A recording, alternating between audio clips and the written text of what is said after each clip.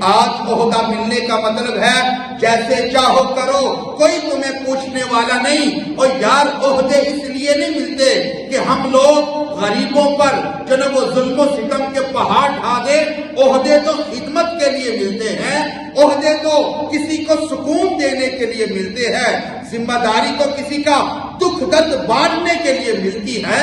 اگر مجھے کوئی عہدہ ملا تو میں غریب کا دکھ درد بانٹنے والا بنوں، اگر مجھے کوئی ذمہ داری بنی تو میں کسی غریب کے کام آنے والا بنوں، اگر میرے پاس کوئی ذمہ داری ہے میں کسی کے آنسو صاف کرنے والا بنوں۔ میرا اسلام تو یہ درس دیتا ہے، اسلام تو یہ پیغام دیتا ہے کہ کسی غریب کے کام آؤ، امیر ہو تو پھر بھی غریب کے کام آؤ، تمہارے پاس کوئی اعلیٰ عہدہ ہے غریب کے کام آؤ، اعلیٰ عہدہ نہیں پھر بھی غریب کے کام آؤ۔ یہ اسلام کا پیغام ہے، یہ اسلام کا درس ہے۔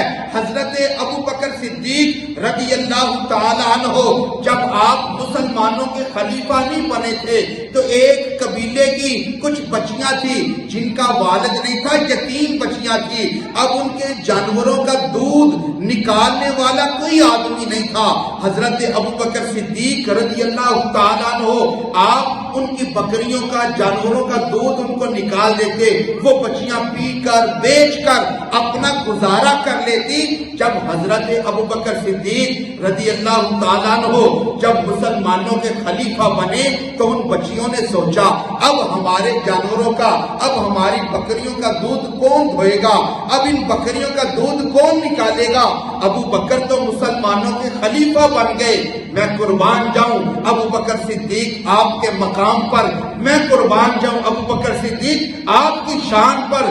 جب آپ خلیفہ بنے تو آپ دوبارہ جب بچیوں نے کہا کہ اب ہماری بچیوں کا دودھ کون دھوئے گا تو ابو بکر صدیق رضی اللہ تعالیٰ نے فرمایا کہ جس طرح ابو بکر پہلے تمہاری خدمت کرتا تھا اب بھی تمہاری خدمت کیا کرے۔